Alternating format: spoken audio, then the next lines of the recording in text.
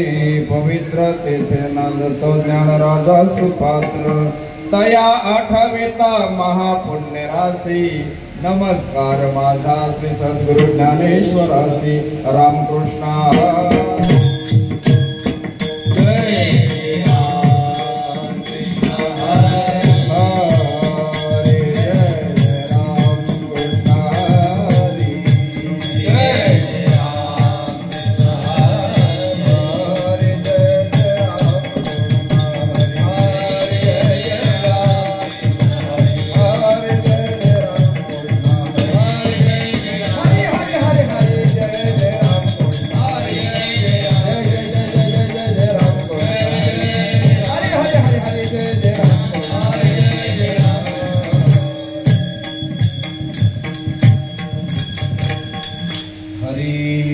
रूप पाहता लोचने सुख झाले हो साधने तो हा विठ्ठल बरवा तो हा माधव बरवा रूप पाहता लोचने सुख झाले हो साधने सुख झाले हो साधने बहुत सुकृताची जोडी म्हणून विठ्ठली आवड तो हा विठ्ठल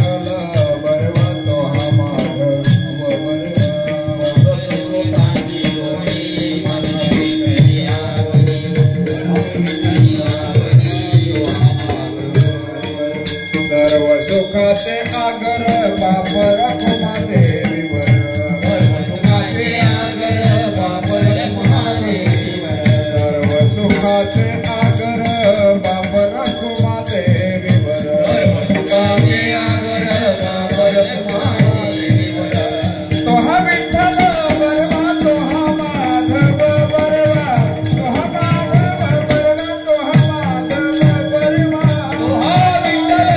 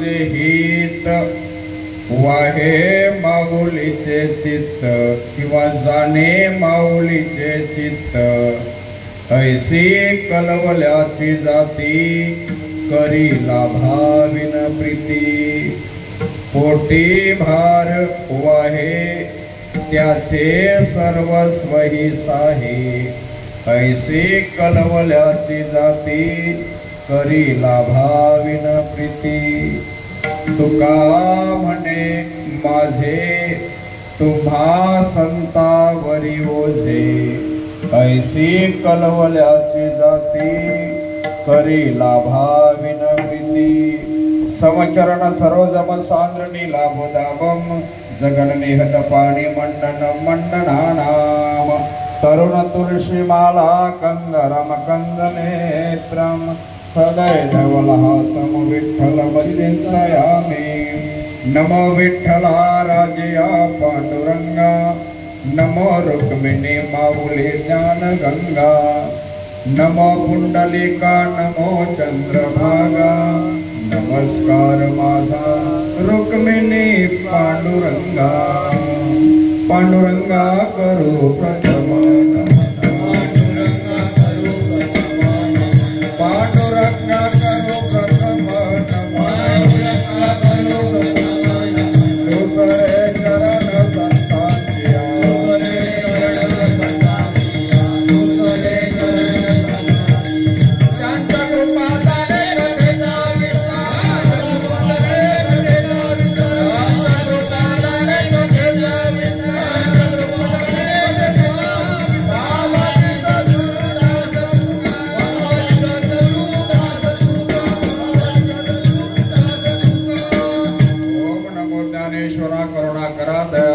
संतांची पावन झालो चराचरी मी कला कोसरे काहीच नेने बोलत वचने अति भाविका एका जनार्दने तुमचा दास त्याची आस पुरवावी प्रथम नमन करो गणनाथा उमाशंकराचे सुता चरणावरी ठेवणे माथा साष्टांगी असा दंडवत दुसरी बंधू सारजाजी चतुर्णनाची आत्मजा वाक सिद्धी पावीज सहजा तिच्या चरणावजा दंडवत आता नमो देव ब्राह्मण ज्यांचे पुण्य पावन प्रसन्न होती श्रोते जन तयान माज दंडवत आता नमो साधू सज्जन नित्य हृदय हरीचे ध्यान विठ्ठल नाम उच्चारिती जन तयान माज दंडवत आता नमो रंगभूमिका कीर्तने उभे होती लोका ताल मृदंग श्रोते देखा दया नमन माज दंडवत ऐसे नमन करुणे सकला हरी कथा बोले बोबड्या बोला अज्ञान म्हणून आपुल्या बाला चालवी सकला नामा म्हणे विठ्ठला विठ्ठला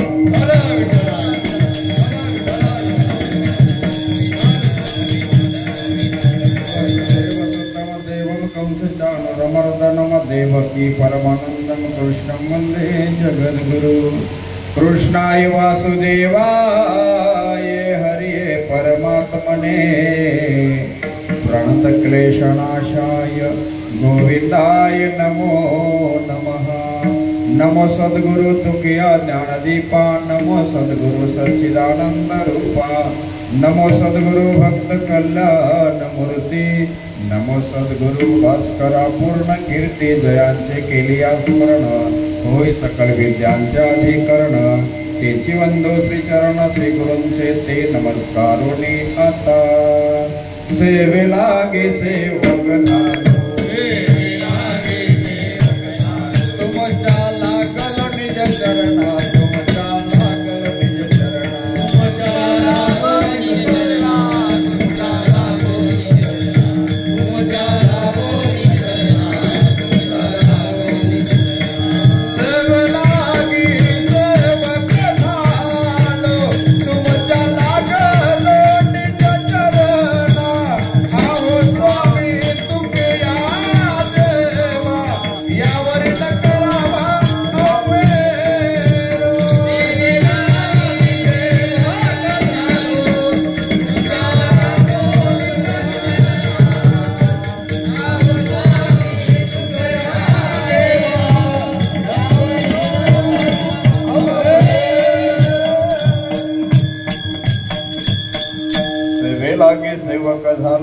वाचा लागलो निज चरणा अहो स्वामी तुकिया देवा यावरी न करावा अवेर लेकुराचे हित वाहे माऊलीचे चित्त ऐसी कलवल्याची जाती करी लाभाविन प्रीती प्रस्तुत प्राप्त प्रसंगी कीर्तन रूपी सेवेकरिता निवडलेला अभंग संत श्रेष्ठ शिरोमणी देऊचे श्रीमान श्रीमंत वैराग्याचे मुकुटमणी जगद्गुरु तुकोबारायांचा आहे. या अभंगाद्वारे जगद्गुरु तुकोबार म्हणतात लेकुराचे हित वाहे माऊलीचे चित्त कैसी कळवल्याची जाती. दृष्टांत देऊन तुकोबाराय म्हणतात लेकराचा सांभाळ करणारी फक्त एकमेव आहे ती आई. सर्वच लोक सर्व प्रेम करतात पण काही ना काही त्यांचा हेतू असतो, काहीतरी लाभाची अपेक्षा असते म्हणून काही लोक प्रेम करतात आपल्यावर.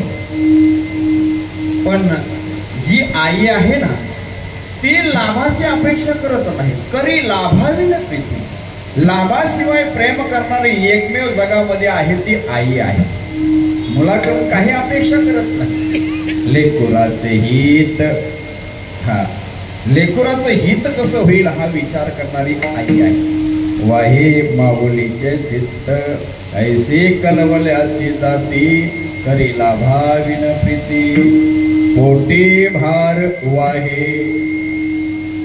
आई काय करते आपल्या लेकराला पोटामध्ये वाढवत असते आणि त्याच्या सर्वस्वाचा विचार करते.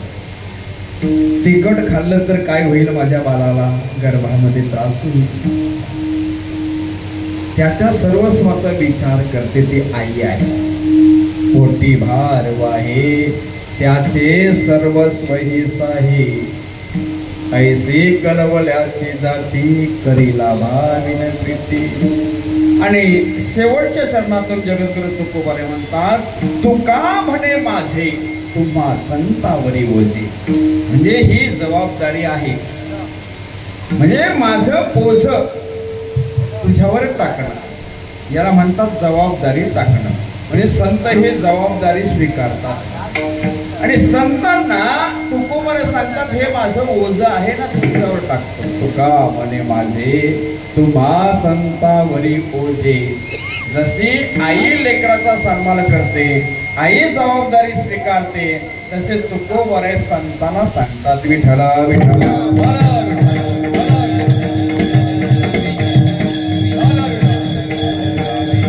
या अभंगावर चिंतन मांडण्यापूर्वी थोडासा परिहार देणं गरजेचं आहे. आज आपल्या या पिंपळघर गावातील इहलोकीची यात्रा संपून परलोकीला गेलेला कैलासवासी मनोबाई मारुती पाटील इहलोकीची यात्रा आईची संपलेली आहे आणि परलोकाला त्यांचं गमन झालं. त्यांचा परिवार आहे, त्यांचा मुलगा आहे संतोष दादा मारुती पाटील आणि त्यांची मुलगी आहे उषाताई जयचंद चौधरी आणि त्यांचा नातू आहे हरेश संतोष पाटील आणि विद्या जयचंद्र चौधरी नाथ आणि राज संतोष पाटील नातू जागृती जयचंद चौधरी स्नेहा संतोष पाटील नाथ आणि कृतिका हरीश पाटील नाथ सून आणि प्रेमा संतोष पाटील ही सूनबाई आणि विहार हरेश पाटील नातू. या सर्व परिवाराला सोडून आपली मनोबाई आई गेलेली आहे आणि या आईला जाऊन जवळजवळ आज 12 दिवस पूर्ण झाले आणि ही उत्तर रात्रीची कीर्तनाची सेवा माझ्यापर्यंत देणारे आमचे हरिभक्त परायण आपले कैलास दादा इथेच राहतात आणि मी अनेक कीर्तने या ठिकाणी केलेली आहेत, बरोबर की नाही. त्यांची मुलगी गेली तेव्हाही कीर्तन केलं होतं. इथे भर पावसामध्ये इथे कीर्तन झालं होतं.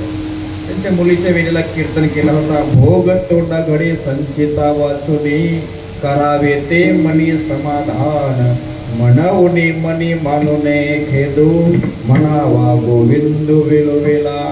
हा कोणता अभंग कुठे निवडावा हे महाराज लोकांना कळलं पाहिजे. आणि अनेक कीर्तन आपल्या या गावामध्ये झालेले आहेत, पण या अभंगावर मी चिंतन मांडलेलं नाही. याच्याकरिता हा नवीन अभंग विठ्ठल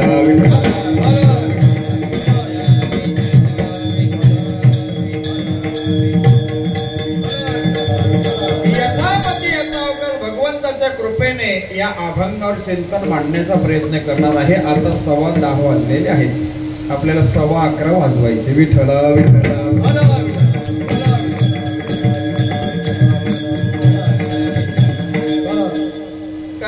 आईचं जाणं म्हटलं तर आता त्या मुलांच्याकडं संतोषकडे किती पैसा येऊ द्या, किती पैसा आला तरी सुद्धा तो भिकारी आहे असे सांगता शास्त्रकार. स्वामी तिन्ही जगाचा आई विन भिकारी.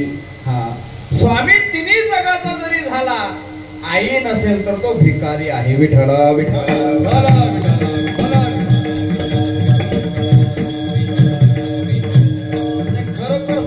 झालं तर आई सारखा प्रेम करणारी या जगामध्ये माऊली नाही. तुमच्यावर पत्नी तुमची प्रेम करेल, पण आई एवढा नाही. पत्नी प्रेम करते पण आईचे एवढा नाही. आई वडील जे प्रेम करतात त्यांची बरोबरी कोणी करत नाही. जेव्हा आपण बाहेर जातो कामानिमित्ताने, काही व्यवसायाच्या निमित्ताने सर्व आपण जातो, आणि जेव्हा आपल्याला उशीर होतो 12 किंवा 1 वाजेल, मग तेव्हा आपण काय करतो, फोन करतो. दादा बरोबर ना? म्हणजे आपण फोन करतो, सांगतो का मला उशीर होईल, 1 वाजेल किंवा 2 सुद्धा वाजतील, मग तुम्ही जेवण करून घ्या.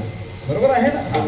मग आपले घरचे मंडळी, पत्नी असू द्या, मुलं असू द्या, सर्व मंडळी जेवण करतात.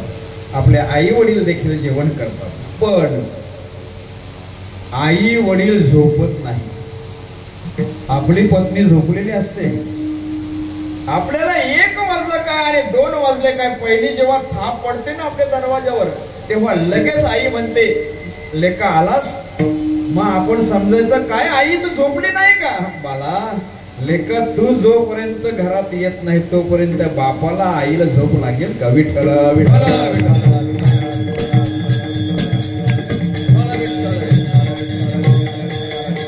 आई वडिलांना कधी झोप लागत नाही जोपर्यंत तिचा मुलगा घरामध्ये येत नाही. लक्षात ठेवा, खूप प्रेम करतात ते आई वडील असतात. आता माझ्याही आईला जाऊन आता 4 वर्ष पूर्ण झाली, बरोबर आहे की नाही का? बाप माझा गेला तेव्हा मी लहान होतो, 6वीला होतो, परंतु लहानाचं मोठं करणारी माझी आईच आहे. मला लक्षात ठेवा, आईशिवाय लेकराला कोण वाढवतो? काही लोक प्रेम करतात पण त्यांना लाभाची अपेक्षा असते. आई आई ती आई असते. अनेक उदाहरण आपल्या समोर म्हणता येते, पण आई सारखा जिव्हाळा सावतार आई असेल तर ती नाही करत. सावतार आई आणि सख्खी आई याच्यामध्ये फरक आहे. विठ्ठल विठ्ठल.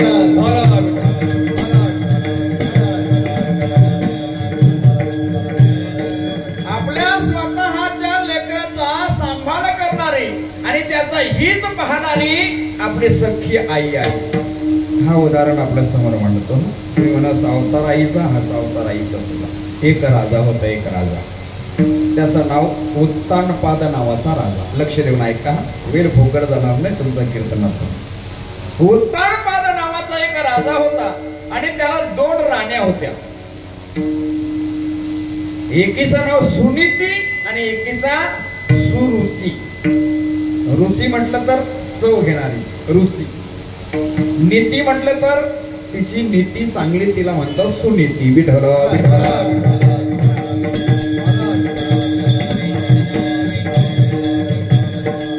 आणि त्याला आवडणारी कोण आहे? रुची आहे. माणसाला काय आवडते? चव आवडते, रुची. आवडणारी राणी आहे ती सुरुची आहे आणि न आवडणारी सुनीती आहे. नीती आवडत नाही काही लोकांना. आणि त्या सुरुचीला मुलगा होता उत्तम. काय त्याच्या मुलाचं नाव? उत्तम. आणि सुनीतीच्या मुलाचं नाव? दोघांना मुलं होती, दोघींना मुलं होती. सुनीतीच्या मुलाचं नाव होतं ध्रुव. बरोबर आहे ना? काही चुकत असेल तर मला सांगा. विठ्ठला विठ्ठला.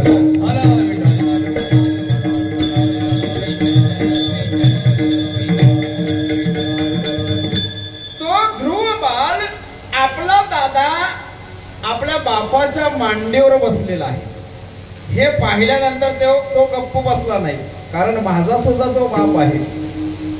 पत्न्या जरी दोन असल्या त्या राजाच्या, परंतु बाप एकच आहे ना. उत्तम दादाला पाहिल्यानंतर हा सुद्धा जाऊन मांडीवर बसला आणि ते आपल्या राणीने पाहिलं. कोणत्या राणीने? सुरुचीने पाहिलं. तिने पाहिल्यानंतर त्या ध्रुवाला उचलला आणि फेकून दिलं बाहेर. मांडीवर बसतो काय? मग तो म्हणतो माझा अधिकार नाही काही, माझा सुद्धा बाप आहे ना. तुला जर त्या मांडीवर बसायचं असेल तर माझ्या पोटी जन्म घ्यावा लागेल. विठ्ठला विठ्ठला.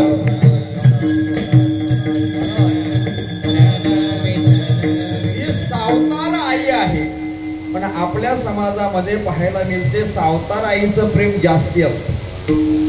माझ्या गावामध्ये सुद्धा दोन आहेत ना, त्यांचं प्रेम जास्त दिसतं. पण काय मनामध्ये असतं ते आपल्याला माहित नाही. करी लाभावीन प्रीती, लाभाची अपेक्षा करते का? त्या ध्रुवाने त्या आईला म्हटलं, आई माझा सुद्धा बाप आहे ना.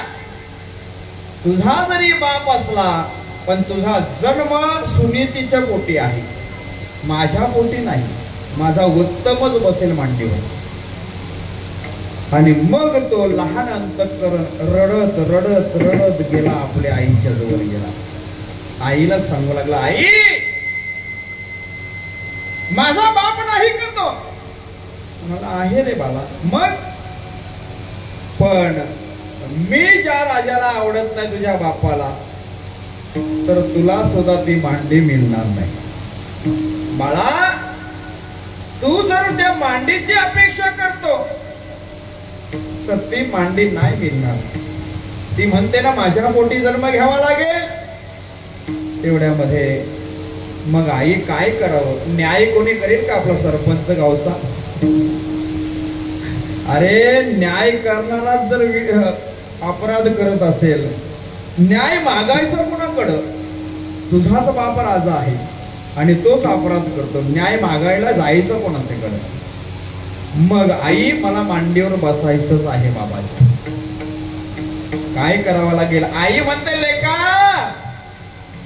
तू त्या मांडीची अपेक्षा कशाला करतो रे? ती मांडी कशी आहे? नश्वर आहे, नाशिवंत आहे. तो देह कसा आहे? नाशिवंत देह जाणार सकल. नाशिवंत देह जाणार सकल.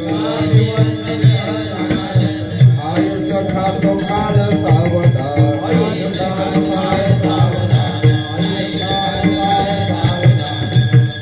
आई सांगते बाळा तो नाशिवंत आहे. तुझा बाप कधीतरी मरेल, नाही का? आईने उपदेश करायला पाहिजे लेकराला पाळण्यामध्ये असताना, नाही का? एक मदारसा पाळण्यामध्ये घालते, त्याच्यात चला शिकवते. काय म्हणते बाला? हा देह नाशिवंत मलमूत्राचा माझा. देह नाशिवंत मलमूत्राचा माझा. वरी चर्म घातले रे कुर्मा कीटकाचा साधा. चर्म घातले कर्मा कीटकाचा साधा. रब दुर्गंधी रे अमंगलतेचा बाधा. रब दुर्गंधी रे मरे त्या हरे हरा शरण जाई गोविंदा.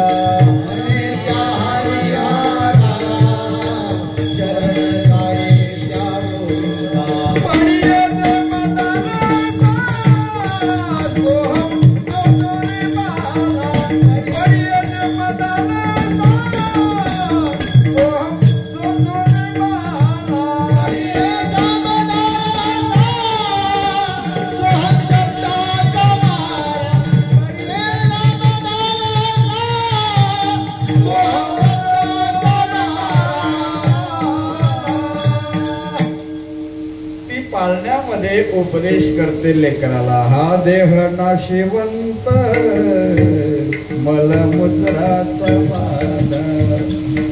लेकराचं हित पाहणारी एकमेव आई आहे. ती सुनीती म्हणते, बाळा त्याचा देह नाशिवंत आहे, नश्वर वस्तूची अपेक्षा कशाला करतो रे. पहा लेकराचं हित पाहते ती सुनीती आहे. ती म्हणते, बाळा तुला जर ती जागा जर अशी पाहिजे असेल ज्या जागेवरनं कोणी उठवणार नाही अशी जागा माग. बघा आई काय शिकवते लेकराला, लहान लेकराला. ज्या जागेवर बसल्यावर कोणी उठवणार ना अशी जागा मागून घे. मग कोणा करून मागायची, जाया अरण्यामध्ये तपश्चर्या करावी लागते, तेव्हा देव प्रसन्न होतो आणि जे पाहिजे तो देत असतो देव. खरंच का आई, जाऊ का म्हणे जा. आणि आईने त्याला उपदेश केला आणि त्याला अरण्यामध्ये लहान लेकराला पाठवलं. कोण हित पाहते आपल्या मुलाचं, अभंगाचं प्रथम चरण. लेकुराचे हित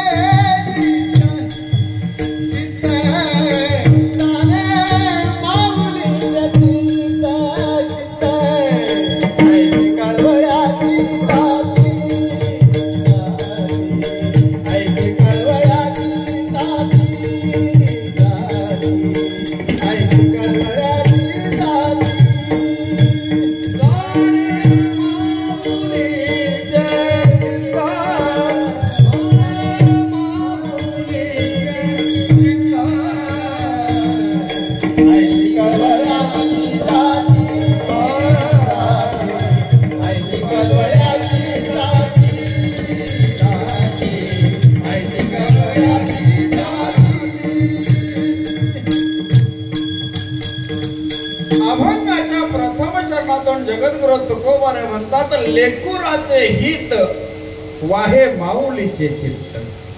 लेकराचं हित कशामध्ये आहे ती आईला माहित आहे. म्हणून आई त्या मुलाला मार्गदर्शन करते. बाळा तुला जर काही मागायचं असेल ना त्या देवाकडे माग.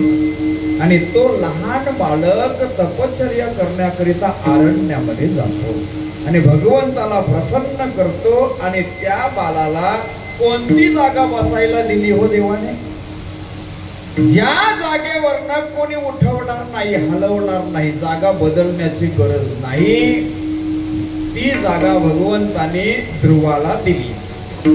ध्रुव बाळाला ती जागा दिली. आकाशामध्ये ध्रुव तारा आहे, सर्व तारे सरकतील परंतु ध्रुव जागेवरच आहे. विठ्ठला विठ्ठला विठ्ठला.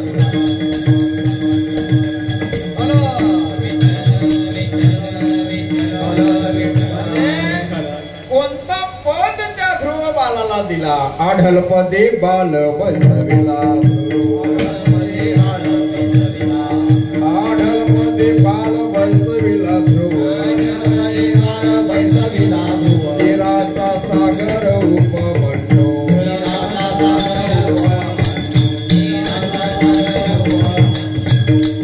म्हणजे आढलपद हा त्या ध्रुव बालाला भगवंताने देऊन टाकलं. हे कशामुळे घडलं हो, आई मुळे घडलं.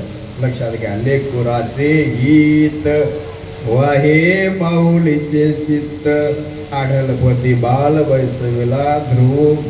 ध्रुव शिराचा सागर उपमन्यू. आता उपमन्यू हा कोण आहे, उपमन्यू तो स्वतः लहानच लेकरू आहे. म्हातारपणी देवाची प्राप्ती होत नाही, लहानपणी होते. विठ्ठल विठ्ठल विठ्ठल.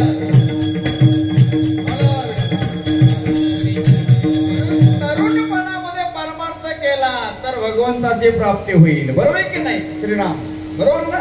म्हणजे तुम्ही सर्वच परिवार परमार्थाला लागलेले आहेत. आता हॅलो हॅलो माझ्या मुलालाही फिरवतो. आता विना त्यानेच घेतला होता तिकडे. विठ्ठल विठ्ठल.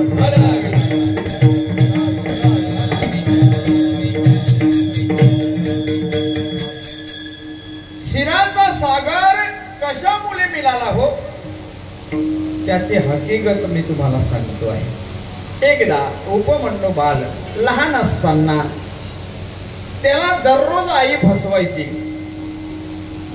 तो दूध मागायला आला की आई काय करायची, ग्लासभर पाणी घ्यायची, त्याच्यामध्ये 2 चमचे पीठ टाकायची आणि दूध म्हणून त्याला प्यायला द्यायची. कोण? आई. आणि एक वेळ असा प्रसंग घडतो, श्रीमंताच्या मुलामध्ये तो खेळायला जातो. लहान लेकरं जातात ना खेळायला, बाहेर खेळायला गेला आणि मग त्या श्रीमंताच्या घरामध्ये त्याला केसर टाकलेलं दूध मिळालं. सर्वांनाच दिलं त्या आईने. तिच्याच मुलाला दिलं असं नाही, सर्व मुलांना देऊन टाकलं. आणि मग त्याने तो ग्लासभर दूध घेतला, गोड घेतला पहिलाच. आणि मग तो विचारतो त्या लेकरांना, त्या मुलांना, का रे काय आहे हे, काय आहे? तेवढ्यामध्ये ती मुलं हसायला लागली. का रे हे दूध आहे ना? म्हणतो काय आहे? तो म्हणतो दररोज मी दूध घेतो आहे, माझी आई देते मला, पण जरा हे वेगळं वाटतं मला. ती मुलं हसायला लागली. तुझी आई दररोज दूध द्यायला तेवढी श्रीमंत नाही, तुझी आई गरीब आहे. तुझ्या घरी ग्लासभर दररोज दूध कसा येईल? तुझी आई तुला दररोज फसवते. तुझी आई तुला पिठाचं पाणी म्हणून दूध देते. तो दूध समजून तो पिठाचं पाणी पितो आहे. हेच खरं दूध आहे. खऱ्या दुधाची ओळख त्या श्रीमंताच्या मुलामध्ये त्याला झाली. आणि झाल्यानंतर तो नेहमीप्रमाणे घरी आला. घरी आल्यानंतर ग्लासभर पाणी घेतलं आईने आणि 2 चमचे पीठ त्याच्यामध्ये टाकलं आणि त्याच्या हातामध्ये दूध म्हणून दिलं. मग तो म्हणतो, आई तू मला दररोज फसवते, आज मी फसणार नाही. मला आज खऱ्या दुधाची ओळख झालेली आहे. मला खरं दूध दे, हे पिठाचं पाणी मी पिणार नाही. मग आई सुद्धा खंबीर होती, उसना आणणारी नव्हती. नाहीतर आणायचं उसना किती वेळा आणणार तुम्ही? दररोज आणाल का? नाही ना. मग आई म्हणाली, बाळा माझ्याकडे पैसा नाही गाय आणण्याकरिता आणि दूध आणण्याकरिता, मग माझ्याकडे एवढा दूध दररोज तुला मिळणार नाही. मग आई मला दूध पाहिजे, कोण देईल ग दूध दररोज?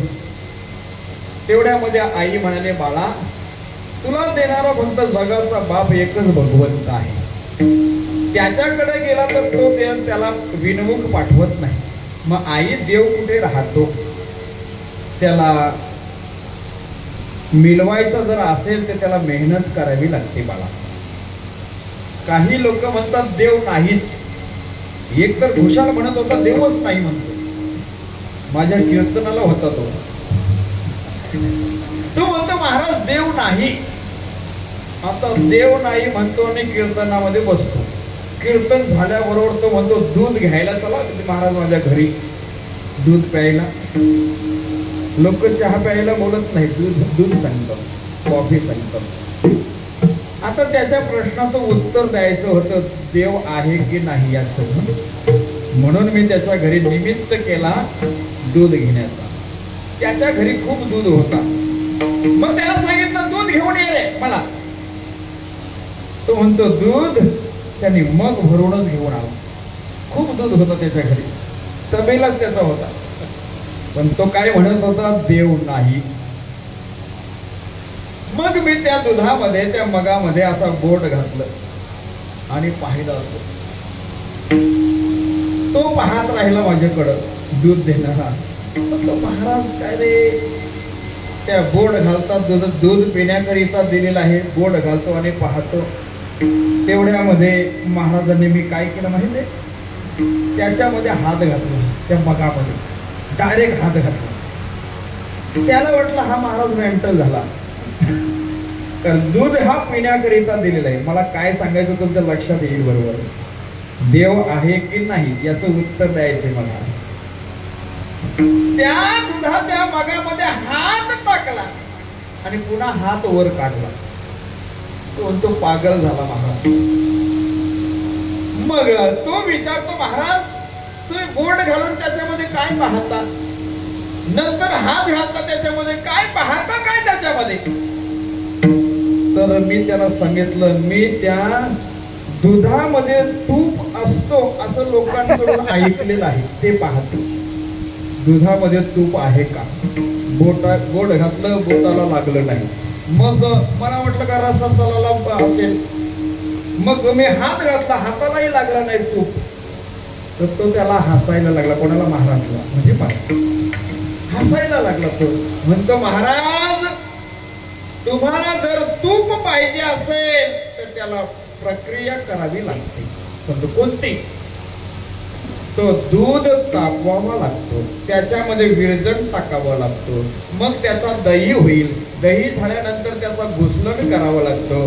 घुसलन झाल्यानंतर त्याच्यातून लोणी निघेल. लोणी निघाल्यानंतर त्याला कढवावं लागतं, तेव्हा ते त्याच्यातून तूप निघतो. मग मी म्हणालो, एवढी प्रक्रिया जर त्या दुधातून तूप काढण्याकरिता करावी लागत असेल तर मग तुला का देव सोपा आहे का मिळण्याकरिता. मग दुधातून तूप काढण्याकरिता काय करावं लागतो. मंथुनी नवनीता तैसे घे आनंदा, मंथुनी नवनीता तैसे घे आनंदा, मंथुनी नवनीता तैसे घे आनंदा, मंथुनी नवनीता तैसे घे आनंदा. वाया व्यर्थ कथा सांडे मार्ग, वाया व्यर्थ कथा सांडे मार्ग, वाया व्यर्थ कथा सांडे मार्ग. हरी मुखे म्हणा, हरी मुखे म्हणा, हरी मुखे म्हणा, हरी मुखे म्हणा.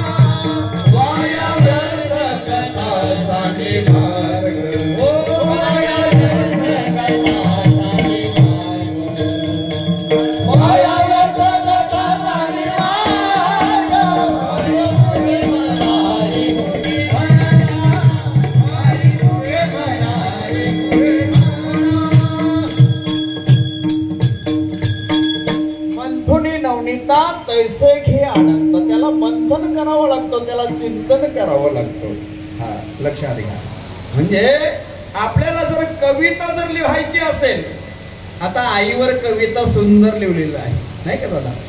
हा, आपले कोंडगावचे दादा श्रीराम दादा पाटील यांनी. हा, म्हणजे त्याला चिंतन करावं लागतं, सोपं नाही तेवढं.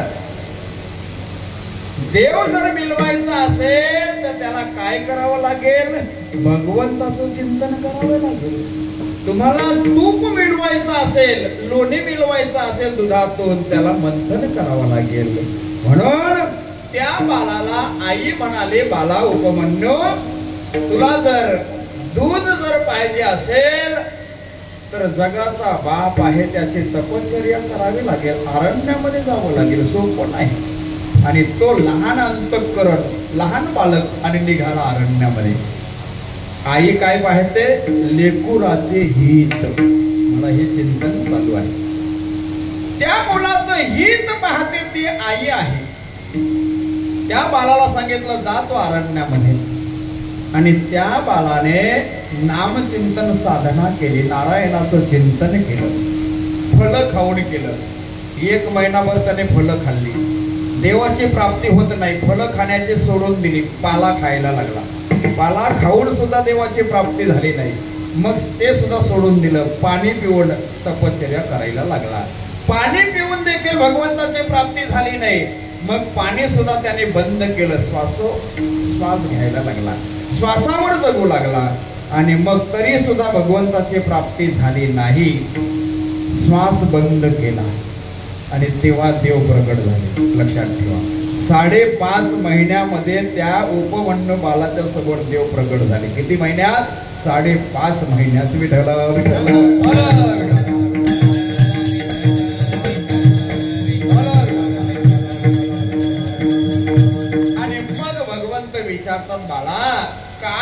पाहिजे माझ्याकडं, तेव्हा तो अपेक्षा कशाची करत होता? दुधाची. दुधाच्या करिता आईने सांगितलं जगाच्या बापाकडे जा मागायला. आणि मग भगवंत प्रसन्न झाल्यानंतर त्याला सांगितलं काय पाहिजे? तो म्हणतो दूध पाहिजे. आणि दुधाची वाटी म्हणून त्याला क्षीराचा सागर देऊन टाकला. क्षीराचा सागर उपवन्नो. ज्ञानोबराय म्हणतात मागा दूध म्हणतील यासाठी अवघी शिराप्तीची करुणी वाटी उपवन्नो पुढे दुर्दटी ठेविली जैसी. विठ्ठला विठ्ठला.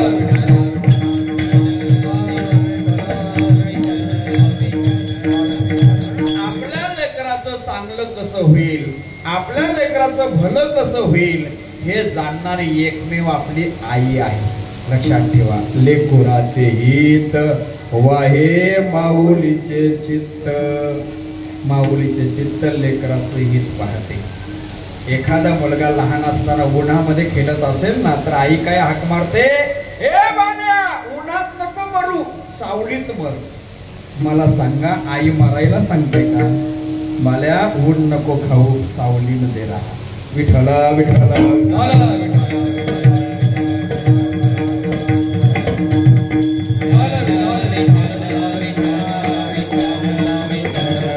लेकुराचे हित वाहे माऊलीचे चित्त. तिलाच कळवला येतो हो, तसा संताला कळवला येतो आहे. तसाच बुडते जण न देखावे डोला येतो कळवला म्हणूनिया. येतो कळवला म्हणूनिया. येतो कळवला म्हणूनिया. बुडते जण न देखावे डोला येतो कळवला म्हणूनिया. येतो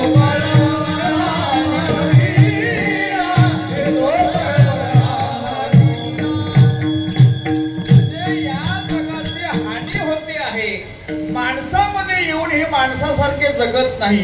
एकही कीर्तन ऐकत नाही मग त्यांना कळवला येतो नाही का? कितीतरी कीर्तन होतात या गावामध्ये तरी सुद्धा लोक कीर्तनाला येत नाही. मग त्या संताला पाहवत नाही. बुडते हे जण न देखवे डोला. हा जसा लेकरांची हानी पाहता येत नाही आईला तसे आपली हानी जी होती ना ती संताला पाहवत नाही. हा हे माणसामध्ये येऊन बैठकीला जात नाही, स्वाध्यायाला जात नाही, एकही कीर्तन ऐकत नाही. हनुमान जयंती आहे तरी सुद्धा हनुमंताचं दर्शन घेतलं नाही. मग त्यांना कळवला येतो का हे सर्व नरकातले आहेत, हे नरकामध्ये जातील. मेल्यानंतर सर्व लोक म्हणतात स्वर्गवासी, कैलासवासी, वैकुंठवासी, पण हे नरकवासी होतात. म्हणून त्या संताला पाहवत नाही.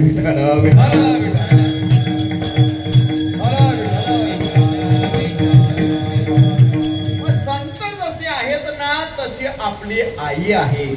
आई सुद्धा आपला जो कळवला तिच्या अंतःकरणामध्ये येते आणि तोच कळवला आपला तुकोबारे प्रगट करताना अभंगाच्या कळवळ्याची जाती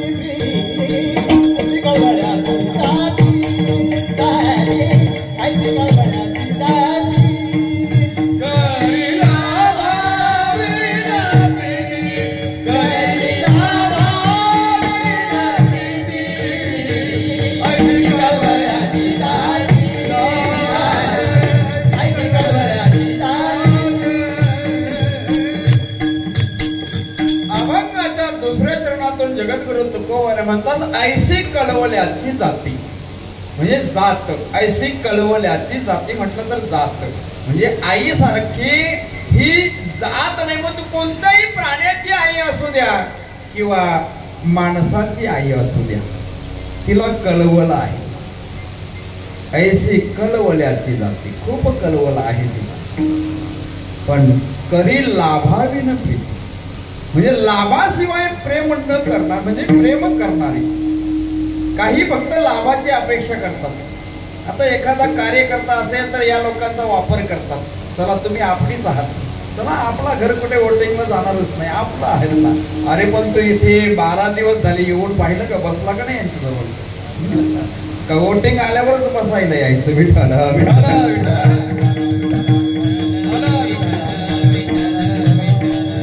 इथे संतोष भाऊंच्या जवळ तो 5 मिनिटं आला का नाही? हा, बसायला यायला पाहिजे ना. त्याची आई गेलेली आहे. काही इलेक्शन आल्यावरच आपली माणसं ही आपला फक्त हे लोक वापर करतात. विठ्ठला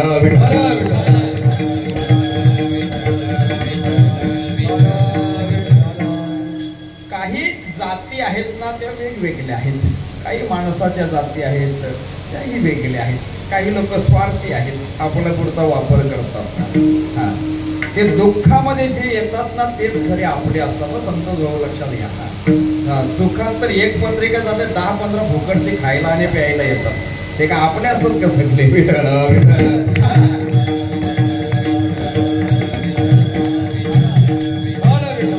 दुःखामध्ये येतो ना आपल्या, तोच खरा आपला आहे. आता किती लोक इथे सामील झाले ते आपली आहेत. नजर मारा जरा. हा, किती लोक लांबून आली शोभा वाढवण्याकरिता आपल्या कीर्तनाची. हा, ती आपली आहेत.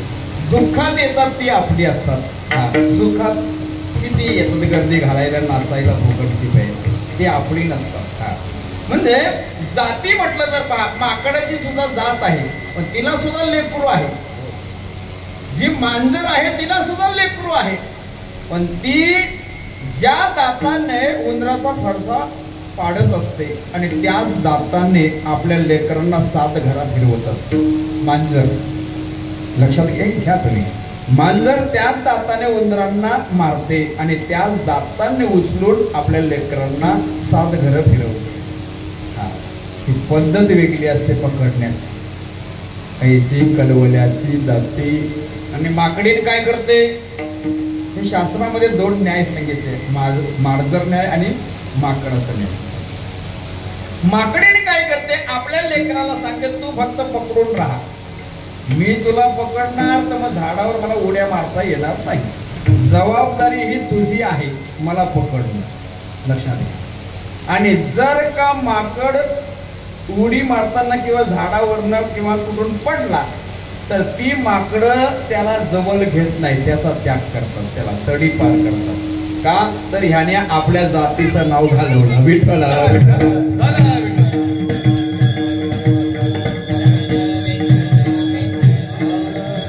आपल्या जातीचं नाव कधी घालू नका, नाही का? आपली जात कोणती आहे? हिंदू आहे ना. आणि हिंदू असून आगरी आहे हे तर कोणालाच ऐकत नाही. ते देताना कालीच सुद्धा देतील आणि घेताना जीव सुद्धा घेतील, अशी ही जात आहे आपली.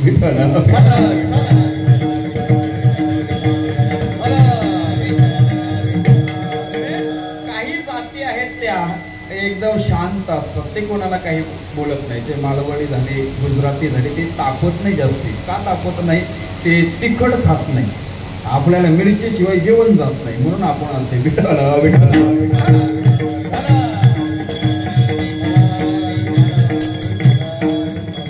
कलवला आहे त्या लेकराचा, त्या आईला आहे. आणि ती अपेक्षा करत नाही कशाची, कशाचीच अपेक्षा करत नाही बाळाकडून. एकदा एका लेकराला लहानाचा मोठा करते ती आई. एकुलता एक मुलगा हो तिला. गाडी चालवताना बाईकवर ऍक्सिडेंट झाला, गाडीने ठोकलं त्याला. त्याचा बाप मेला त्याच्यामध्ये आणि एक काचेचा तुकडा त्याच्या डोल्यामध्ये गेला. बाळाचा डोला फुटला गेला. फुटल्यानंतर आता आई एकटीच आहे आणि एकच बाळ आहे. ऐसी कलवल्याची जाती. डॉक्टरांनी सांगितलं डोळा फुकट गेलेला आहे मुलाचा, आता काय करावं, तुमचा डोला जर दिला तर त्याला लागेल. आई विचार करत नाही. आई म्हणते डॉक्टर माझा डोला काढा आणि माझ्या लेकराला बसू, त्याला बघू द्या, मी जग पाहिलेलं आहे, मुलाला बघायचं आहे. आपला डोला काढला आणि त्या मुलाला दिला आणि मग त्याला शिक्षण दिलं, खूप मोठा झाला आणि लाल बत्तीची गाडी त्याला फिरायला गेला. मोठा झाला मुलगा, साहेब झाला मोठा आणि तो बाहेरच राहायला लागला. लग्न केलं. लग्न केल्यानंतर तो इथे फोन करायची, आई गावालाच असते, बाप गावालाच असतो. मोठी मोठी माणसं हे शहरामध्ये आली आणि आई वडील घरीच आहेत. काय करायचं तुमच्या संपत्तीला? आई वडील जर तसे तडफडून मरत असतील तर तुमच्या पैशाला आग लावायची का? ती आई त्या लेकराला म्हणाली, बाळा मला तुला भेटायला यायचं आहे, खूप इच्छा आहे. लहानाचा मोठा तीच करते, शिक्षण तीच देते. शाळेतली मुलं म्हणायचे काय तुझी आई एक डोल्याची आहे, एक डोल्याची आहे, बघता येत नाही. पत्नीचं त्याचं लग्न झालं आणि मग भेटायला गेले हो शहरामध्ये आणि त्याच्या पत्नीने पाहिले तर ही कोण म्हातारी आहे. तिने सांगितलं पतिदेवांना हिला घरामध्ये आणू नका, पाहता येत नाही, भीती वाटते, एक डोल्याची आहे. आणि मग तो मुलगा म्हणतो आई माझी पत्नी अशी म्हणते काय करू. लेका तू जागेवर तुझ्या सुखी राहा, मी माझ्या गावाला राहते. आणि पाहता पाहता आई मेली. मेल्यानंतर देखील तो मुलगा मैतावरही नाही. काय शिक्षण देऊन फायदा आहे सांगा ना, लहानाचा मोठा करून काय फायदा आहे. मेल्यानंतर 2-3 महिन्यानंतर त्या गावामध्ये गॅदरिंगचा कार्यक्रम होता आणि त्याचा सन्मान होणार होता. त्यालाच बोलवलं गावामध्ये, त्याला बोलवलं आणि मग तो विचार करत होता मी याच गावचा आहे, माझा घर इथेच कुठे आहे. भेटायला गेला आणि मग त्या घराच्या जवळ गेल्यानंतर लोकांना विचारलं या घरामध्ये कोणी नाही का. सांगितलं होती आई तुझी पण मेली. कधी मेली? आता 2-4 महिने झाले. मग आई मेली म्हणाले. मग घरामध्ये गेला.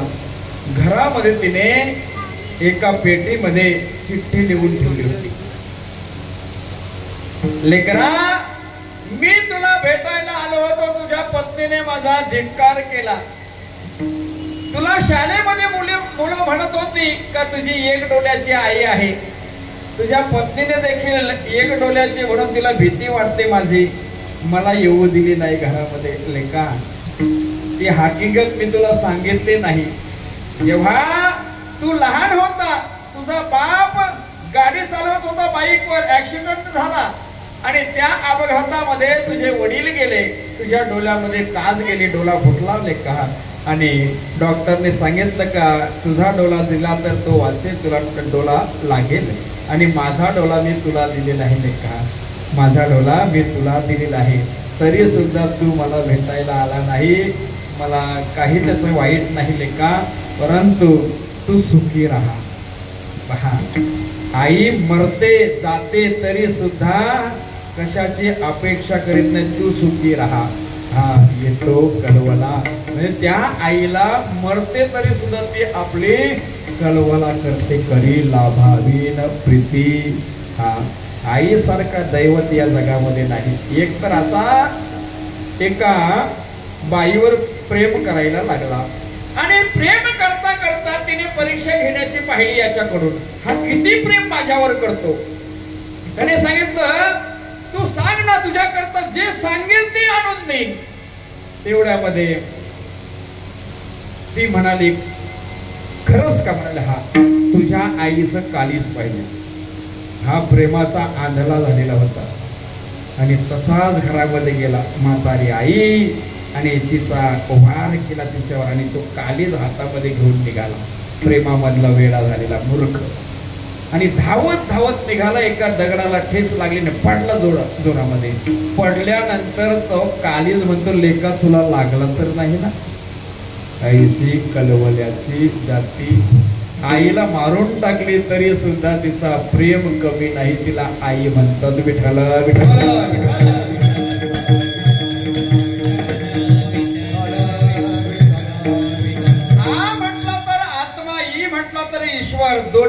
आहे ते आई. विठ्ठल विठ्ठल.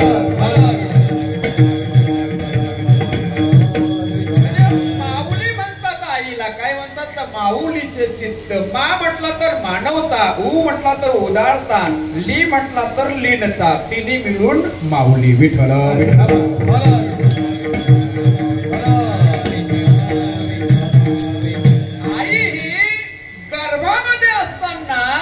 तरी सुद्धा त्याचा सर्वस्वाचा विचार करणारी आहे ती आई. अभंगाचं तिसरं चरण. पोटी भार वाहे, पोटी भार वाहे, पोटी भार वाहे, पोटी भार वाहे, पोटी भार वाहे, पोटी भार वाहे, पोटी भार वाहे, पोटी भार वाहे, पोटी भार वाहे, पोटी भार वाहे, पोटी भार वाहे, पोटी भार वाहे, पोटी भार वाहे, पोटी भार वाहे, त्याचे सर्व स्वीकारे, त्याचे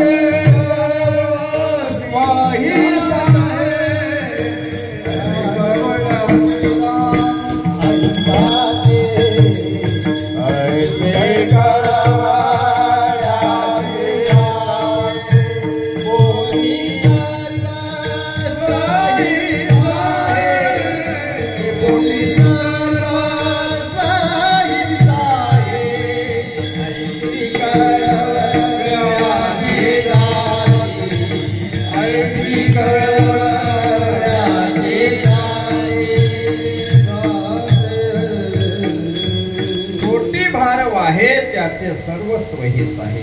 म्हणजे त्याचा सर्वस्वाचा विचार करणार ती एकमेव आई आहे. आई सर्वस्वाचा विचार करते. एकदा एका माऊलीने एक मुलाला घेतला होता. सांगितलं मला मुलबाळ नाही, तुझा मुलगा 4-5 दिवसाकरिता देऊन टाकतो. ती सांगते 20 दिवस घेऊन ठेव जा माझा मुलगा. तुला मुलगा नाही ना, घे आनंद त्या मुलाचा. आणि ती गेली बाबा घेऊन. मुलगा घेऊन गेल्यानंतर 1 महिना झाला ती मुलाला आणूनच देत नाही. मुलाला आणून देत नाही. आणि ही गेली मागायला. सांगितलं काय ग तुला 15 दिवसाकरिता 10 दिवसाकरिता मुलगा दिला होता, आता देऊन टाक ना माझा मुलगा. ती म्हणते नाही देणार मी आता तुला मुलगा, माझा मुलगा आहे. भांडण केली तिने. घरी गेली ती आणि आपल्या पतिदेवांना सांगू लागली आपण मुलगा दिला होता 10-15 दिवसाकरिता, ती मुलगा द्यायला तयार नाही, आता काय करायचं.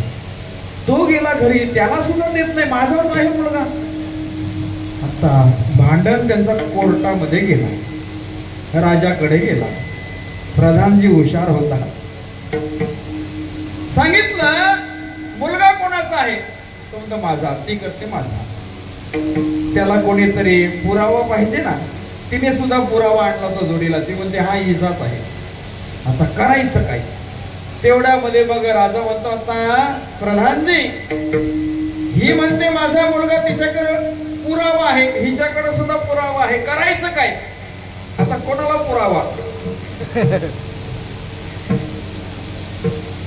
प्रधानजी म्हणते राजे दोघींना आपण त्यांचा मुलगा देऊन टाकू.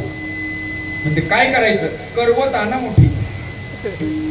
लक्ष देऊन ऐका मला काय सांगायचं आहे. सर्वस्वाचा विचार करणारी असते ती आई. करवत घेऊन या म्हणजे का मुलाचे 2 तुकडे करायचे.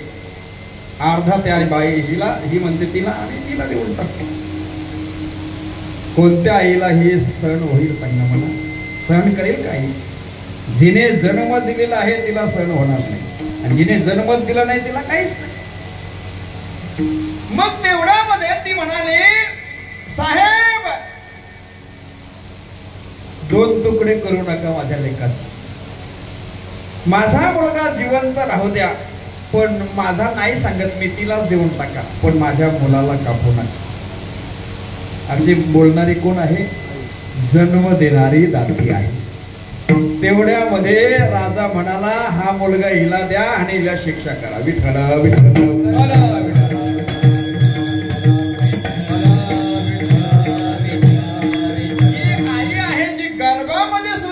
सर्वस्वाचा विचार करते आणि बाहेर निघाल्यावर सुद्धा सर्वस्वाचा विचार करते, ती आई आहे. गर्भामध्ये जेव्हा 2 महिन्याचा होतो, 3 महिन्याचा होतो, 4 महिन्याचा, 9 महिने गेले का 9 महिने 9 दिवस झाले की ती प्रसूत होते. तोपर्यंत तिचा खाण्याचा नियंत्रण असते का नाही? जर का त्या बाळाला गर्भामध्ये विजा झाली तर आपला पतिदेव, आपले सासू सासरे काय म्हणतील? म्हणून त्या सर्वस्वाचा विचार करते आणि पोटामध्ये तो भार वाहे, म्हणजे भार वाहे. आपण म्हणतो, आई तू काय केलं माझ्याकरिता? काही मुलं म्हणतात ना, शिकवतात ना, आईला बापाला शिकवतात, तू काय केलं माझ्याकरिता? एक मुलगा म्हणत होता, आई तू माझ्याकरिता काय केलं एवढं? दररोज म्हणते मी तुझ्याकरता खूप काही केलं, मला सांग ना काय एवढं केलं? बाल्या तू फक्त एक रात्र माझ्याजवळ झोपून दाखव. कोण म्हणते? आई. तुला दिसेल मी काय करतो रात्रभर. लग्न झाला होता त्याचा आणि आई म्हणते तू एक रात फक्त माझ्याकडे काढून दाखव. माझा मुलगा आहे ना माझ्या पोटी आलेला, झोप माझ्याजवळ. म्हातारी झाली होती आई, झोपला जवळ. एक रात्र काय काढून दाखवतो. रात्री 10 वाजले. म्हातारी आई म्हणते, लेका मला तहान लागली रे, उठ उठ. उठवला त्याला, तहान लागली. आला ग्लासभर पाणी घेऊन, अर्धा ग्लास घेतला आईने आणि तिथे ठेवला. त्याला धक्का लावला, सांडला आणि मग त्याला सांगितलं आता झोप तिथे. झोपल्यानंतर पुन्हा 11 नंतर 11:30ला पुन्हा आई उठली. सांगितलं लेका उठ, मला तहान लागली. पुन्हा ग्लासभर पाणी आणला, अर्धा ग्लास प्यायची आणि अर्धा तिथे सांडायची. असे करता करता हिने 2-3 वाजवले. पुन्हा तसंच करायची आणि रात्रभर याला झोप लागली नाही. आणि सकाळी म्हणतो, आई काय तू मला झोपू दिलं नाही? आई म्हणते, का रे तू तर म्हणत होता ना एक रात्र काढेल, तुझ्याजवळ काढली का रात्र? म्हणजे का? अगं आई तू पाणी मागायची, पाणी मागल्यानंतर पूर्ण पेत नव्हती, सांडायची आणि मी त्याच्यावर कसं झोपणार का आई? लेका तू म्हणतो ना एक रात्र तुला काढता आली नाही माझ्याजवळ. मम्मी 9 महिने 9 दिवस तुला गर्भात ठेवलं आणि प्रसूत झाल्यानंतर तू लगेच मोठा झाला नाही. 5 दिवसाचा, 10 दिवसाचा, 15 दिवसाचा, 1 महिन्याचा होईपर्यंत तू काय करत होता? तिथेच माझ्या जवळ बालोत्यामध्ये संडास करायचा, मुतायचा त्याच्यामध्ये आणि मी तुला चांगल्या बालोत्यावर ठेवायचो आणि तू मुतलेल्या संडास केलेल्या त्याच्यावर मी झोपायचो. लेका तू लघवी करायचा त्याच्यावर मी झोपायचो, तुला पाण्यावर झोपता आलं नाही एक रात्र. लक्षात ठेवा, हे उपकार आपल्या आईचे आहेत. या आईने काय कष्ट केले नसेल का हो? या मुलाच्या करीता संतोषाकरिता केलं नसेल का? म्हणून त्याच्यातून उतराई होण्याकरिता असं काहीतरी कीर्तन ठेवा, नामचिंतन ठेवा, तेव्हा ती गेलेली आई आपल्याला आशीर्वाद देते. नाहीतर गेलेला आत्मा आपल्याला शाप देतो. काहींकडे संपत्ती आहे, पैसा आहे, पण सुख आणि समाधान त्या घरामध्ये का नाही? त्याचं कारण आहे गेलेले पितर आपल्याला शाप देतात. त्यांनी आपला कार्यक्रम चांगला केला नाही, नामचिंतन ठेवलं नाही, पुण्यतिथी केली नाही. मग आपण एवढी संपत्ती याच्याकरिता ठेवून गेलो. याने जे पिंडदान होते ते वर्षाला करत असतात, ते केलं नाही. पिंडदान जर केलं नाही तर पितर काय करतात? शाप देत असतात. आणि पिंडदान केलं तर त्याच्यातून त्याची उतराई होत असते. पिंड पदावरी तिला आपुलिया करी, माझे झाले गयावर जण, फिटले पितरांचे ऋण. विठ्ठल विठ्ठल.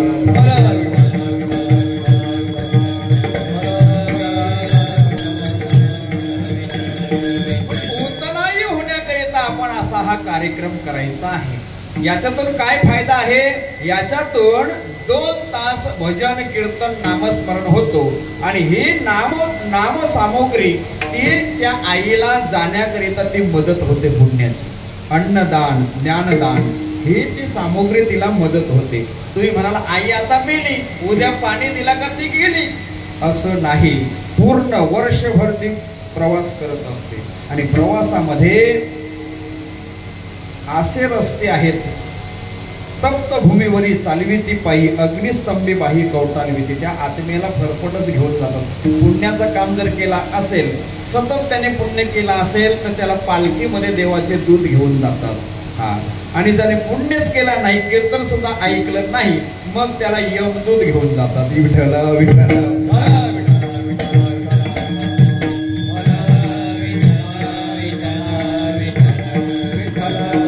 जर का तुम्ही आईच्या नावाने एखादी गाय जर दान दिली असेल, लक्ष देऊन ऐका, जे करत नाही त्यांनी हे ऐका आणि करतात त्यांनी ऐका. आईच्या नावाने, बापाच्या नावाने आपण गाय दान द्यायची असते. मग तुम्ही जिवंत गाय द्या, नाहीतर चांदीची द्या, ब्राह्मणाला द्या, नाहीतर महाराज लोकाला द्या. केवणी दिवस लक्ष्मीबाईने मलाच कीर्तनातच दान नाही देऊ, काय सांगायचं नाही, देतात काही लोक, पण दान द्यायचं. मला वाटतं एक मोठा शेठ इथले बालखुंचा मेला होता भुईर. 10 ते 12 कीर्तन केला होता मी. 7 ते 9 आमण्यापाड्याला दुर्गा मातेचा केला होता. आणि त्यांनी सांगितलं तुमचंच कीर्तन पाहिजे, म्हणून मी सांगितलं 10 ते 12 होईल, म्हणजे चालेल, केलं. मग त्यांचा एकुलता एक मुलगा आणि एकुलती एक मुलगी. तो माणूस 3 किलो सोनं असा गळ्यामध्ये घालून फिरायचा. तो मेला तो. मग त्या मुलांना मी कीर्तनात सांगितलं, बालांनो तुम्ही बापाच्या नावाने काही दान केलं का? तर ती मुलगी हुशार होती. सांगितलं महाराज आम्ही जिवंत गाय आणि ब्राह्मणाला दान दिली. चांगलं उत्तम कार्य केलं. का कशाकरिता द्यायची गाय? तर सांगतो तुम्हाला. आपण जेव्हा मरतो ना, तेव्हा आपल्याला एक संकट लागतो. ती नदी लागते, वैतरणा नदी म्हणून. ती कुवाची आहे, रक्ताची आहे, आणि तिच्या पलीकडं आपल्याला जायचं असतं. त्या नदीतून जाताना उडी टाकता देखील येत नाही आपल्याला त्याच्यामध्ये. ते पलीकडं कसं जाणार? मग पलीकडं जाण्याकरिता आपण जर का तिच्या नावाने, बापाच्या नावाने जर का गाय दिली असेल, मग तिथे गाय प्रगट होते आणि गाय त्याच्या समोरून उडी घेते आणि ती शेपटी हातामध्ये त्या आत्मेच्या सापडते आणि पलीकडं ती सोडत असते. याच्याकरिता गाय दान. आणि जर का ती गाय दान दिली नाही, तर तो आत्मा तिथे तडफडत राहतो आणि तो आपल्या मुलांना, बालांना, सर्वांना शाप देतो. माझ्या नावाने याने काही दान दिलं नाही, म्हणून हे कष्ट मला भोगावे लागले, म्हणून आपल्याला सुख मिळत नाही. हा कारण आहे. विठ्ठल विठ्ठल.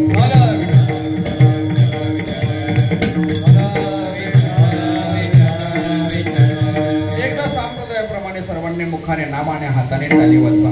11 वाजून 10 मिनिटं झाली. 10 मिनिटांमध्ये सेवा आपण संपवणार. ज्याला हात दिलेले आहेत त्याने हाताने टाळी वाजवायची. ज्याला बोलता येतो त्याने भजन बोलायचं. भजन बोलता येतो ना तुम्हाला? टाळी वाजवा ना का? आता जर का टाळी वाजवली नाही तर देव म्हणेल मी याला हातच देणार नाही. मग 4 पायाचा बनवतो ना, पाठवतो पिंपल घरमध्ये कुत्रा बनवून. मग खा लोकांचे उपटी, नाही का? तो उपट टाकले का चालला मोजणी करत 10, 20, 30, 40, 50, 60, 70 जसे उपटतो ती मोजणी. कर्तुम अकर्तुम म्हणण्याचा कर्तुम असा सर्व शक्तिमान भगवान परमात्मा पांडुरंग आहे. त्याचं भजन करा. कसं करायचं? विठोबा रघुमाई, विठोबा रघुमाई,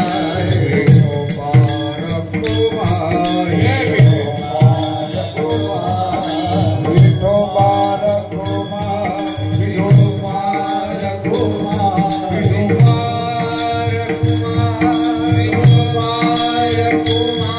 विठोबा Raghumayi.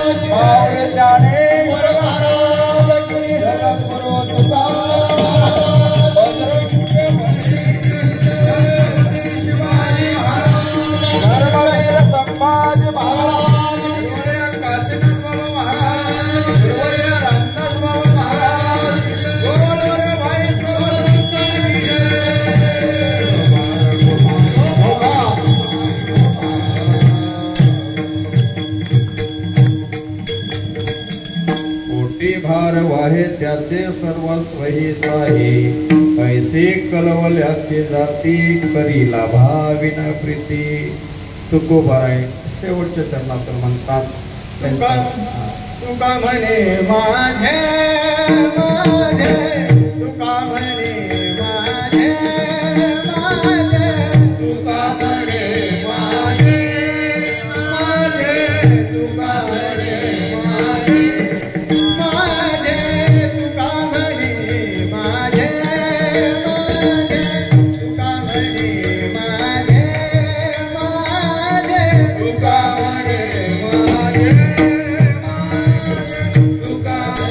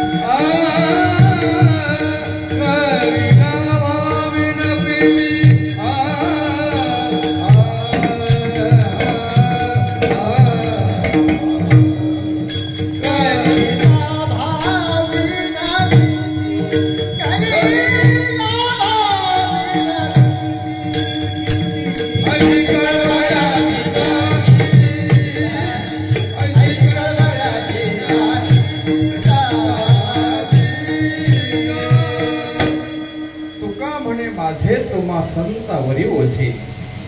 तुकोबारे म्हणतात तुम्हा संतावर माझे ओझे. ओझे म्हटलं तर जबाबदारी टाकणं.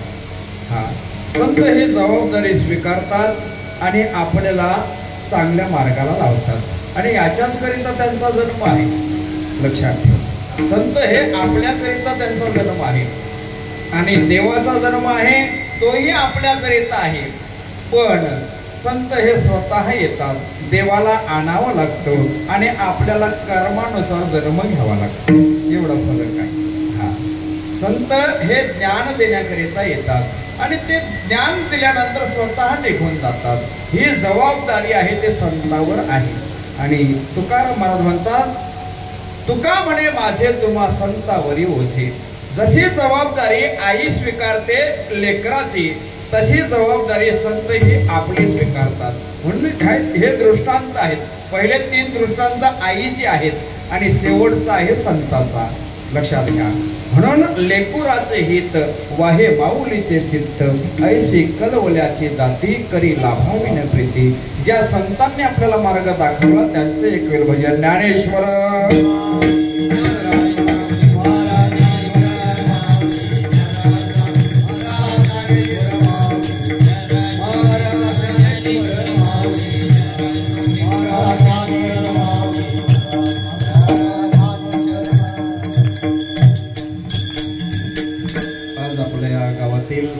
मनोबाई मारुती पाटील आणि आईला जाऊन 12 दिवस पूर्ण झाले आणि त्यांच्या 12व्याच्या निमित्ताने उत्तर रात्रीचं कीर्तन माझ्या वाट्याला आलं. देणारे आमचे हरिभक्तपरायण कैलास दादा त्यांच्याकडून आलेली ही सेवा आहे. आणि या कीर्तनाकरिता मृदंगाचे साथ देणारा अमर महाराज गोरले पडघा, विण्याची साथ देणारा आपला श्रीराम भुईर आमच्या आशाताईंचा मुलगा आणि दोन्ही मुलं कार्यक्रमाला उपस्थित राहतात. माझा मुलगाही उभा राहिला आणि 2 गायक आपल्याकरिता बाहेरून आणले भिवंडीवरून, नाही का, नाथ महाराजांच्या मंदिरातून आले. तुमच्या दोघांचे आभार. कारण आजचा जो दिवस आहे फार अवघड आहे. सर्वांच्या गावामध्ये हनुमंतरायाचा कार्यक्रम आहे आणि असा गाव शोधून सापडणार नाही ज्या गावामध्ये हनुमंतराय नाही. आणि ज्या गावात नसेल हनुमंतरायाची मूर्ती तर तो गाव स्मशान आहे असं समजा. हनुमंतरायाचा अधिकार, माझे रामचंद्र 6 दिवस त्यांच्या आधी जन्म घेतात. 6 दिवसानंतर हनुमंतरायाचा जन्म आहे. राम प्रभूंना जावं लागतो या देहाचा त्याग करून. 11,000 वर्ष राज्य केल्याने राम प्रभू या देहाचा त्याग करतात शरयू नदीमध्ये. हनुमंतराय 6 दिवसांनी नंतर आले, अजून आहेत. जो हनुमंताचा खरा भक्त आहे ना त्याला भेट देतील हनुमंतराय आणि देतात. हनुमंतराय गेले नाही, अजून आहेत.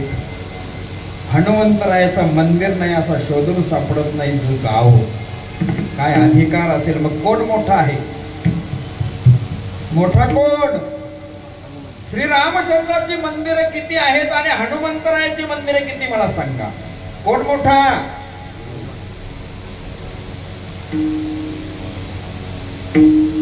भगवान से भक्तन बड़े कह गए संत सुजान, फूल बांधे रघुवीर चले कूद गए हनुमान.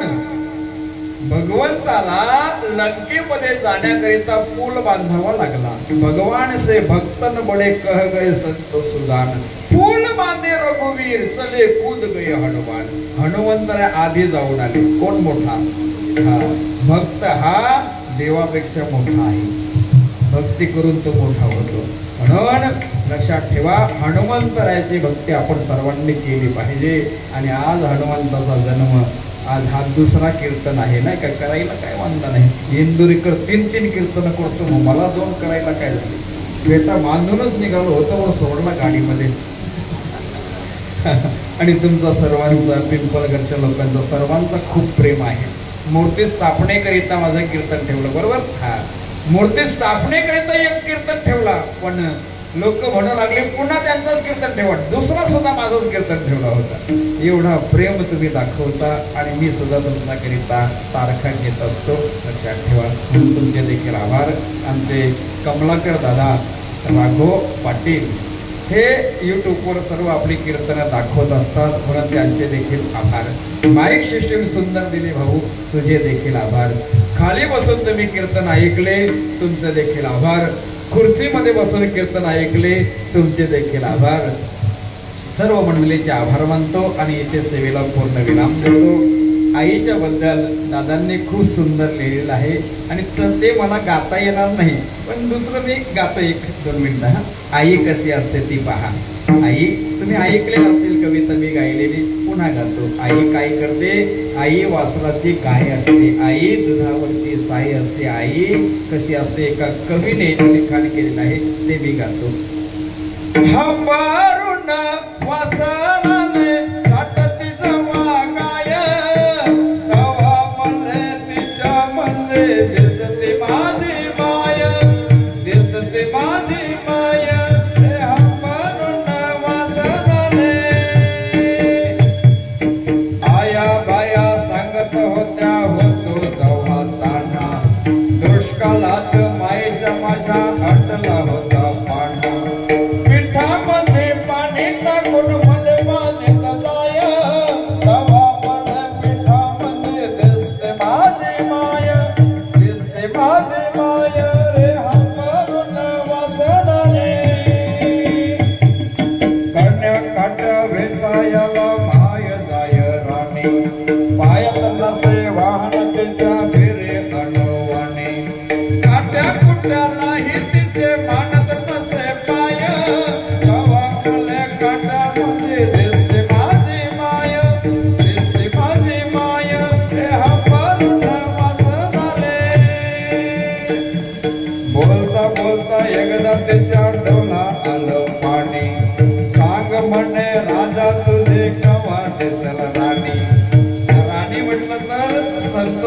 भावाची पत्नी तिला बघायची होती. लग्न झाला नव्हता तेव्हाची गोष्ट आहे. तिच्या डोळ्यातून अश्रूच्या धारा लागला. लग्न नाही झाला माझ्या मुलाचा. तिला दुधावरती साई म्हणून सून बघायची होती. बोलता बोलता एकदा तिच्या डोला आलं पाणी. सांग म्हणे राजा तुझे कवा दिसल राणी. भरल्या डोल्यात कवा पाहिन दुधावरती साय. कवा म्हणले साई म्हणले दिसते माझी माय. दिसते माझी माय रे अंबालोना वासदाने.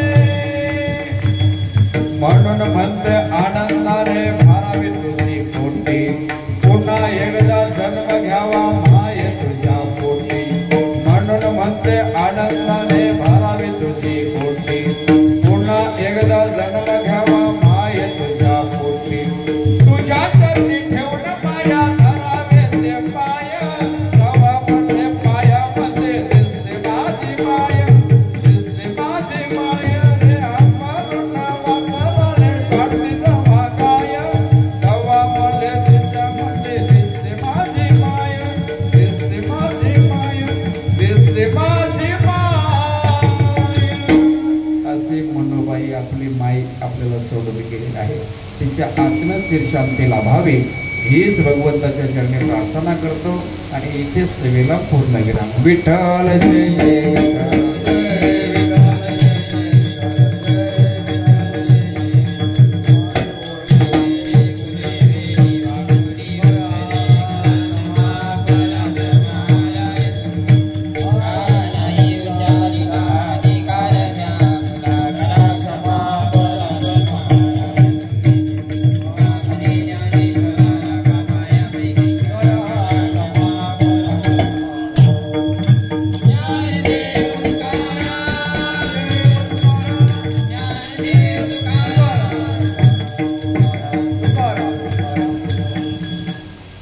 आज आमच्या मावशी मनुबाई मारुती पाटील यांच्या उत्तर रात्रीच्या कार्यक्रमामध्ये आपल्या परिसरातील सापेगावचे वेल एज्युकेटेड आणि ज्यांनी वारकरी संप्रदायामधून कीर्तनकाराची सेवा हा मार्ग निवडला आणि आज आमच्या या मावशीच्या उत्तर कार्याच्या आदल्या रात्री उत्तर रात्री त्यांनी इथे सुंदर अशी सेवा दिलेली आहे. सुभाष महाराज तरणे. मी अंजनीच्या सुताच्या एका कार्यक्रमामध्ये सहभागी होतो आणि तो कार्यक्रम तुम्ही आला तर ते समजल्यानंतर मी सोडून आलो. एवढं प्रेम तुमच्या वाणीमध्ये आहे आणि या समाजाला जर चांगलं मार्ग दाखवायचा असेल तर आपल्यासारख्या महाराजांची गरज आहे. बरेच लोक आपण अजून अंधश्रद्धेमध्ये वावरत आहोत. म्हणून प्रत्येक ठिकाणी दीप प्रज्वलन करावं लागतं आणि ते पण कीर्तनाच्या रूपाने. म्हणून हा कीर्तनाच्या रूपाने दीप ठेवण्याचा आणि आमचा मनातील अंधार दूर करण्याचा काम आपण केलेलं आहे. आमच्या या दुःखामध्ये आपण सहभागी झालेला आहात आणि आमचं दुःख कमी करण्याकरता मार्गदर्शन केलेलं आहे.